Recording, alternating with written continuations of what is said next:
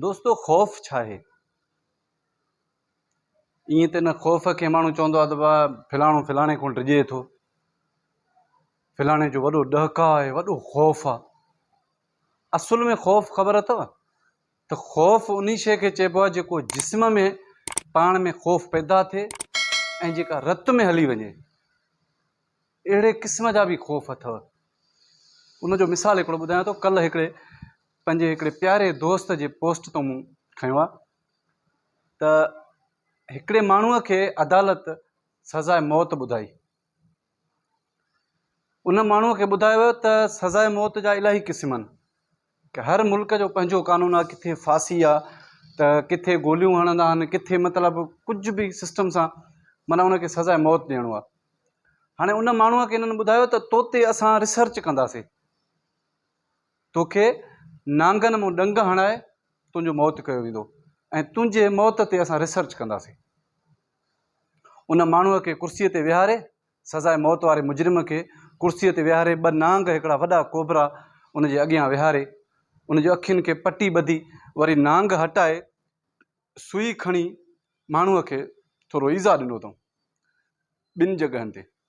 माना हुन माण्हूअ महसूसु कयो त मूंखे नांग ॾंग हयो। उन माण्हूअ खे चंद मिंटनि खां पोइ उहो फतकणु शुरू थी वियो, हमराह मरी वियो। जॾहिं उनजो पोस्टमार्टम कयो वियो, उन में पोस्टमार्टम जी रिपोर्ट में अची वई त हिन जे जिस्म में सॼो ज़हर हुयो, कंहिं ज़हरीले शइ हिनखे ॾंग हयो आहे।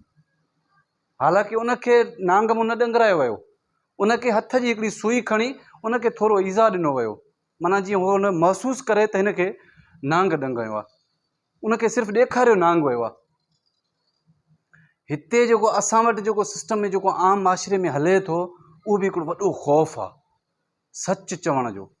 सच कोई न चवंदो, एॾो खौफ़ इंसान जे जिस्म खे वतियूं बीठो आहे। माना छा बि थी पए, अखियुनि जे अॻियां कुझु बि थिए थो, सच न आहे चवणो, छो जो इंसानु ॾाढो ख़ौफ़ज़दा थी वियो आहे। ज़हनी तौरु उनजी खौफ़ उनजे रत में हली चुको आहे। केॾो बि ज़ुल्म थींदो, ज़ालिम खे ॾिसंदा, माना कुझु बि थी पए, ज़बान मां इहो सच न आहे चवणो, कलम सां न आहे लिखणो, कंहिंखे ॿुधाइणो बि न आहे। इहो इंसान जो हिकिड़ो खौफ़ अथव। जॾहिं तव्हां इन खौफ़ खां निकिरंदव न, हीअ दुनिया तव्हांखे एॾी सुठी लॻंदी, तव्हां चवंदव त यार हे त कुझु बि न आहे।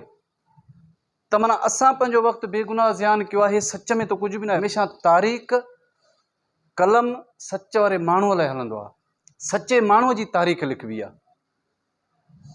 तव्हां दुनिया जी सॼे जी तारीख़ लिखंदव न, ॾिसंदव सॼी दुनिया जी तव्हां तारीख़ ॾिसंदव त उन में गंदे माण्हूअ जो किरदारु भलो न लिखियलु हूंदो, सचे जो सचो किरदारु लिखियलु हूंदो, सुठो किरदारु लिखियलु हूंदो। हाणे मां सिर्फ़ु ॻाल्हि कई सिर्फ़ु खौफ़ जी। हे असां वटि जेको सच न चवण जी जेका वजह आहे न, उहो खौफ़ आहे। हर वक़्तु उनखे डपु लॻल हूंदो आहे, सोचे सम्झे ॻाल्हाईंदो आहे, चवंदो यार मतां मूंखे हे थिए, मतां मूंखे हे थिए, यार मां हे कयो।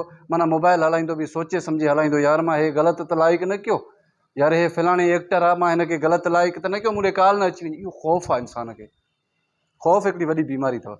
जिस्म में, रत में इहो खौफ़ हली चुको आहे, मिलावट थी चुको आहे। जीअं न का बीमारी इंसान खे हूंदी आहे त बाबा हे रत में शामिलु थी वई, हाणे हिन रत खां बीमारी खे अलॻि कीअं कजे।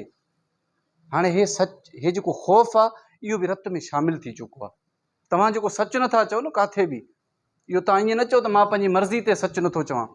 सुवाल पैदा न आहे जो तव्हां पंहिंजी मर्ज़ी सां सच न, तव्हांजे रत में खौफ़ शामिलु थी चुको आहे, तव्हां तॾहिं सच नथा चओ।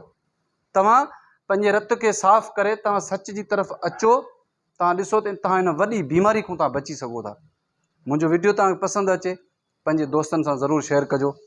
मुंहिंजो Facebook page, YouTube channel Shahzad Umrani official खे फॉलो कयो, सब्सक्राइब कयो, पंहिंजे राय खां ज़रूरु आगाह कजो। अस्सलाम वालेकुम।